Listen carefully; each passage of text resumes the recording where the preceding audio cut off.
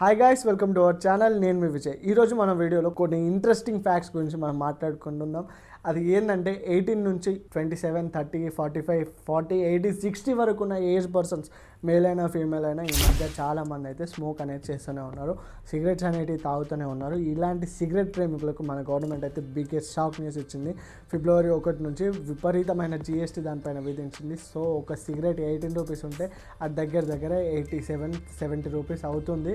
So ఎవరైతే cigarette తాగాలి అనుకుంటున్నారో వాళ్ళు ముందుగానే కొనిపెట్టుకుంటున్నారు.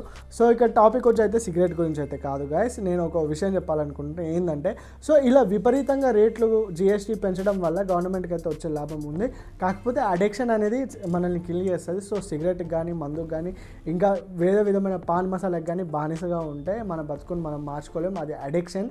అదైతే మనకి చాలా లైఫ్లో మన పిల్లల నుంచి క్యాన్సర్కి దగ్గర చేస్తుంది. సో నేను ఏం చెప్తున్నా అంటే, మీరు సిగరెట్, స్మోకింగ్, పాన్ మసాలాలు ఇవన్నీ ఆపేయండి.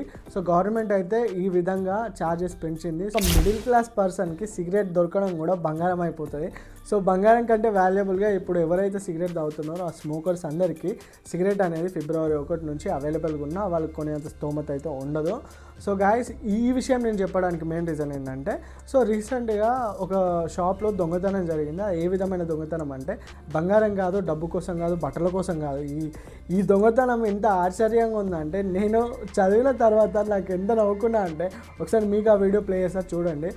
సో అక్కడ గ్యాంగ్ ఆఫ్ ఫ్రెండ్స్ వాళ్ళు ఏం చేస్తున్నారంటే, ఒక పాన్ డబ్బా సరుకు వచ్చిందంట, అన్లోడ్ చేసినారు, లాక్ వేసుకున్నారు. పాన్ షాప్ యజమాని ఇంటికి వెళ్ళిపోయాడు. డే నైట్ అక్కడ ఉండే ఆకతాయిలు అబ్బాయిలు వెళ్ళి అందులో దొంగతనం చేసిళ్ళు. ఏం దొంగతనం చేసిళ్ళు అంటే, సిగరెట్లు, పాన్ డబ్బాలు, పాన్ మసాలాలు ఇవి దొంగతనం చేసి అక్కడ నుంచి తీసుకొని వెళ్ళిపోయినారు. సో ఇదంతా 3 కన్నా సీసీ కెమెరాలో రికార్డ్ అయింది. ఆ వీడియోలు కాస్త సోషల్ మీడియాలో వైరల్ అవుతున్నాయి. సో ఆ వీడియో మీకోసం వేస్తున్నా.